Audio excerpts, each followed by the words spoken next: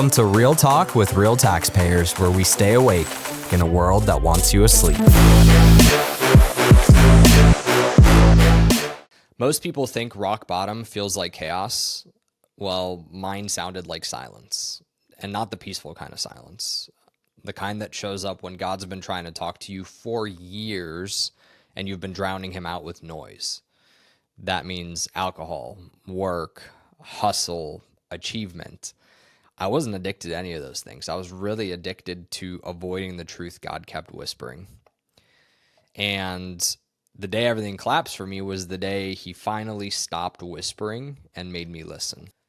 Welcome to Real Talk with Real Taxpayers again. And on today's episode, it's going to get personal. It's going to get raw. It's going to get uncomfortable and honestly overdue. If you've listened to the first 8 episodes, you know we've been exploring the big questions. We've been exploring fairness. We've explored suffering, soul growth, why some people get tested harder than others. This episode is where I turn all of that inward. Because before I ever had a near-death experience, before I ever talked about God or meaning or calling, I spent years doing what a lot of people do. Running away, distracting myself with just about anything under the sun. I love to call myself the dabbler, but that was just all distractions. I turned up the volume on just about everything except the one thing that mattered. God was trying to get my attention, and I was using noise to avoid him. So today's episode is going to be part 1 of a short series on noise.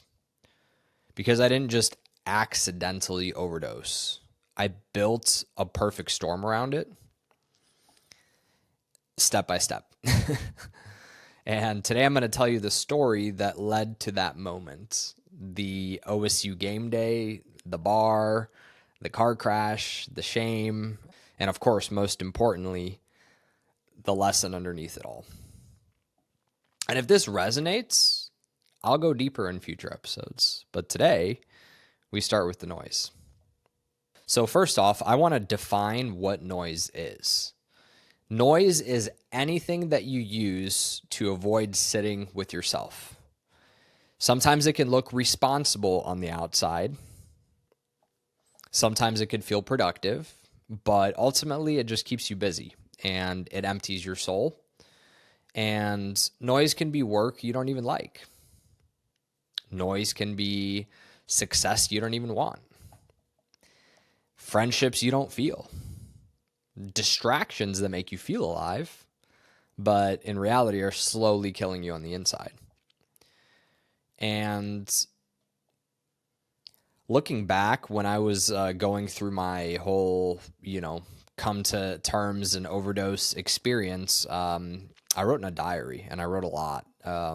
Everything from before it to through the experience to after it. And when I wrote in my diary back then, I said this line. I thought the lesson was to stop drinking, but I didn't see the big picture yet. That was true. I was using alcohol, but alcohol wasn't the real addiction. Avoidance was. Before I ever heard God clearly, I had to live through the loudest silence of my life. And I want to take you guys back to the day that everything broke. It was supposed to be a normal Ohio State game day. And however, I woke up that morning just with some really weird rooted deep anxiety and this heaviness in my soul that something was off and I didn't know what it was. And I did what I always did, is try to drown it. Right. But that day it felt different. Something was off, and that kind of off wasn't obvious to me until hindsight. Had I been in tune with that feeling, I would have noticed it instantly. So I called all of my friends, like every single person that I knew, friend, colleague, to go out drinking for that Ohio State game. And somehow magically every single person was just unavailable. And that's never happened before. Literally, I called like over 50 people on Ohio State game. Impossible. And that was sign number one, and I ignored it. So I decided to drive to the bar alone. Keyword drive, like an idiot. But nevertheless, I decided to drive to the bar alone and make friends with alcohol instead. And that wasn't my first time doing that. And probably if this didn't happen, it definitely wouldn't have been my last. And to be honest, I wasn't even drinking to have fun. Like, I wasn't celebrating. I'm not that much into football. I was just trying to mute something inside of me that was begging to be heard. And I drank until I could barely walk. Like, they cut me off and then kicked me out. And then I snuck back in, and then they cut me off again, and then they kicked me out. And after all of that, I drove home. And I'm not proud to say that, but I've done that before. And that's how numb I was. That's how loud the noise had gotten. And somewhere on the way home, out of nowhere, it started snowing in spring. Weather that, like, it makes no sense. And that's the crazy part, because God doesn't wait for a forecast. And on the on-ramp to a highway, I, sped up to 70, 75 and hit a patch of black ice and just drifted and slammed into a pole. Airbags popped, sternum fractured, foot fractured. I didn't know that until the day after.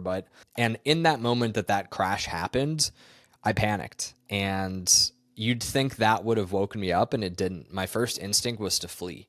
Like, that's how disconnected I was. I grabbed my phone, I got out of the car, I called an Uber, and on the side of the highway, 2 to 3 minutes before my Uber picked me up, a police officer stopped me, breathalyzed me, arrested me, and threw me in jail. And sitting there in jail, injured, ashamed, broken, in pain, just surreal. Like, I can't believe this is happening. I still wasn't ready to face myself. I remember the morning I checked out, the morning after they released me after I slept it off. I lied to my parents. I told them I sold my car. I couldn't look them in the eyes and admit who I'd become. And the guy I was doing business with at the time said, if you touch alcohol again, you lose everything. You're gone. You're out of a job. You're out of the business. You're out. And looking back at the time, I really thought that God was punishing me. It took me years to realize that, no, he was protecting me. I could have hit someone in that car. I could have killed someone. Something much worse could have happened. But he was protecting me because the real story wasn't the alcohol. It wasn't the crash. It wasn't even the jail. The real story was the silence that followed all that. When all the noise is suddenly gone and you're confronted with, and by the way, I was like 27 at the time. This was years ago. And this happened right before COVID. So all that noise got removed, and then lockdowns happened, and I just had to face the truth of me.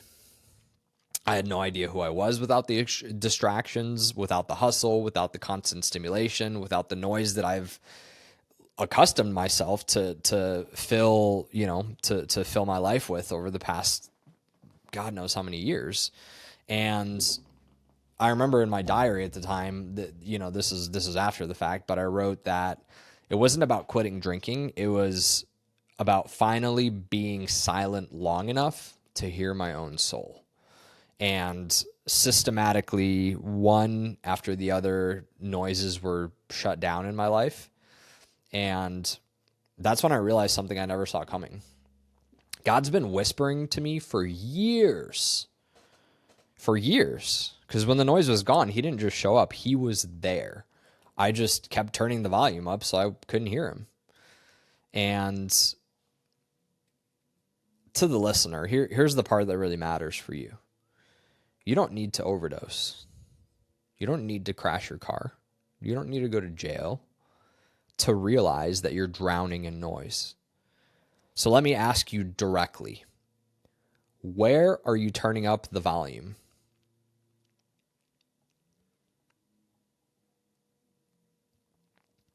What's your version of the bar?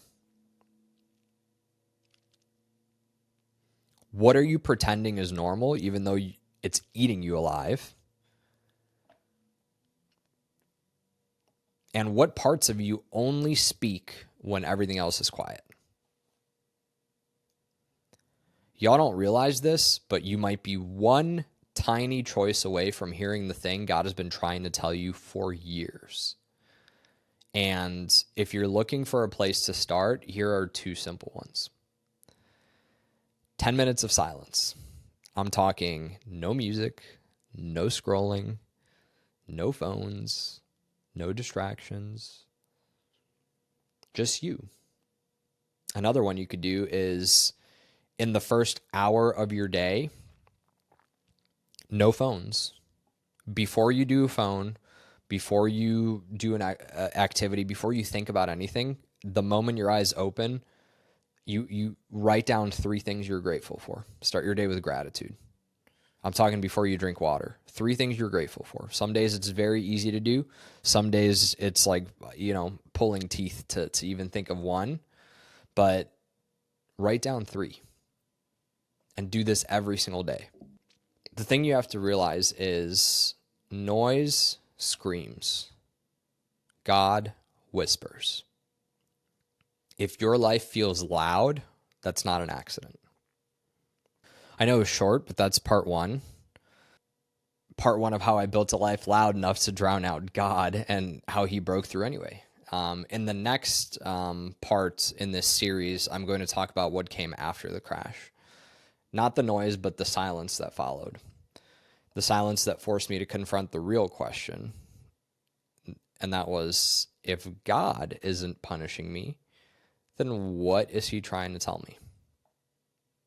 We'll dive into that one next time, but for now, if any part of my story felt uncomfortably familiar, maybe it's your sign.